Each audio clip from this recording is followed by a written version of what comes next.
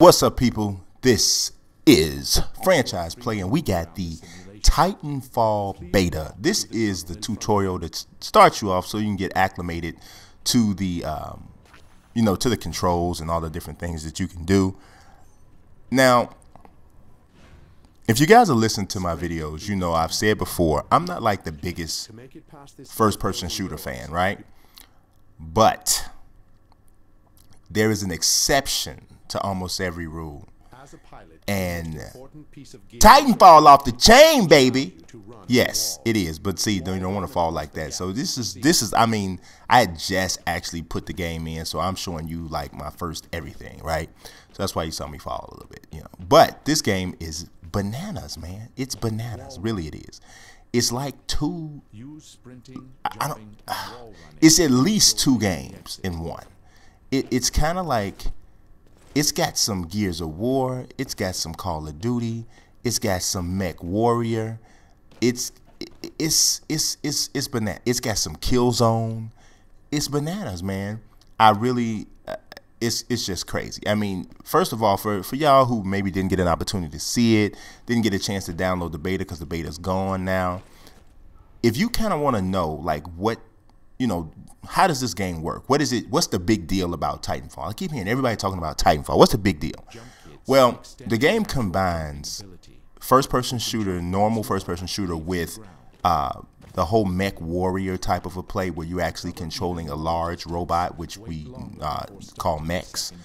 And it could have did I mention that it's like Halo 2? Because it is. That it could have easily been a situation where, there's very limited gameplay when you're not in your mech.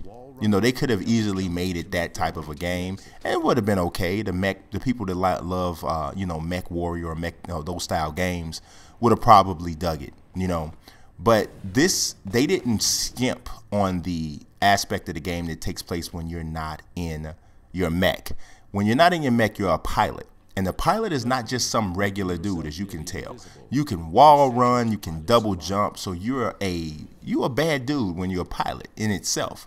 So it's not like a total drag to be a pilot, and it's not like, oh my God, I can't wait till I hurry up and become a mech, because there are certain situations where sometimes there's cooler things to do as a pilot than than it is when you're a mech, when you're inside your mech. So it's about being balanced in gameplay, at least on the online aspect, and knowing, getting good at the game of playing as a pilot outside of your mech, and getting good at the game while you're in the mech. But the battle scenes in Titanfall are so chaotic and so epic and large. It's crazy, right? One of my favorite mode was attrition. It's essentially like team deathmatch or whatever, but it's like, sometimes if you just step back and look at the battles in Titanfall that you're in the middle of, so you look out and there's a scene, whether or not even if you're in a mech or if you're not, you see guys on your teams that are in mechs fighting armies of the other team that is a combination of in mechs and foot soldier pilots or whatever, specters and grunts and all of those different things. I mean, it just looks like this whole crazy futuristic war zone, and it's like nuts when you the fact that you in the middle of this type of a battle. If there's a game that after the battle is over, it would be like cool to see the video of the battle, like just moved back away from the action, just to see like, this is how this battle went down. This is the game that you want to see it. The targeting, I like the targeting, didn't have a problem with that. Sometimes that's an issue with first-person shooters. How good is the targeting? Some people don't like Call of Duty's targeting. They prefer Battlefield much better. This game has a slight touch of Battlefield too. I love that the collision detection with bullets or gunfire or just projectiles, period, and whatever you're hitting is awesome. The graphics, look at it. I mean, and mind you, there's not even much of a drop off when you're talking about the graphics in, when you're playing in massive online games either. I mean, this didn't look much different, or I don't think any different than what I'm looking at right now, which is obviously not quite yet online. This is still the tutorial. There wasn't much difference, man. It was just bananas, really it was. The different amounts or the different types of weapons that were available were so cool. It really felt like they really took a lot of like what was the best things available in some of the best first-person shooter games out there, and they blended it all together to make like this kind of a unique experience. And man, you're gonna see some of the gameplay in the mech. I mean, now truth be told, without the mech concept in the game, it wouldn't have been quite as good or quite as unique. So obviously we got to show you some mech gameplay, and this is just going to be the first of the Titanfall beta videos that I'm going to do. I'm going to do another one that's just after this is just purely going to be the tutorial. But, you know, I got to show you some of that even within the tutorial so you can see what I mean. But, man, the melee, when you get into a melee with two Titans, bananas.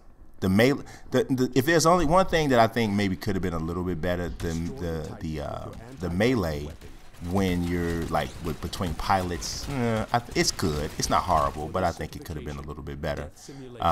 So yeah, that's one thing. But the way your Titans come down, Titans are called, that's what the mechs are called. They're called Titans. But the way they come down is so awesome, especially in online play.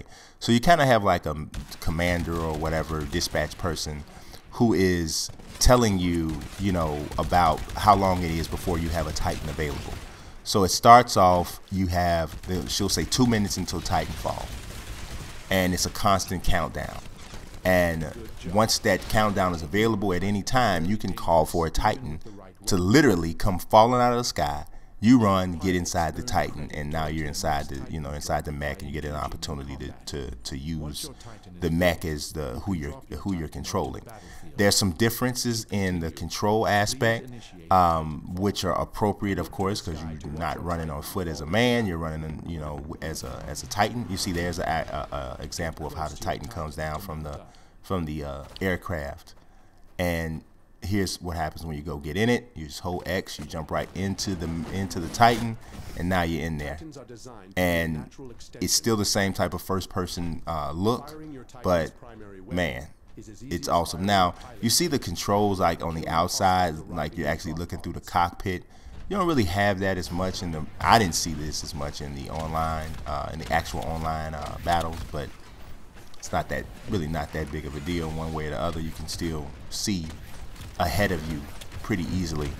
But one thing, the mechs can't jump, so you kind of get a little bit like, I don't know, it feels restricted. I understand why they made it where the mechs couldn't jump, but see, that was real cool.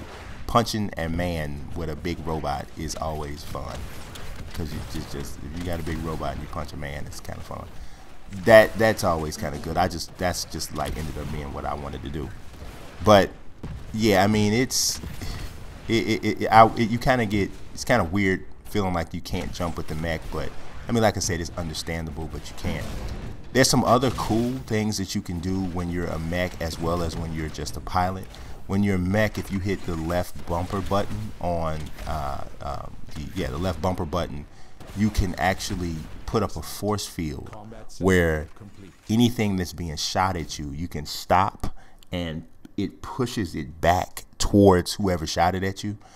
And it's timed, so you don't get to do it for like ever, but that's pretty cool. There's also special more like rocket launcher type of weapons that you get an opportunity to use along with your primary weapon. So you have, you know, it's just like other first-person shooters where you have loadouts, and so you can determine or customize your loadout, which is very similar to that. The way that whole screen looks a lot like Call of Duty, which I think has the best, like the loadout interface. I think it's done best on Call of Duty, so I think that they were smart to emulate that style in that sense.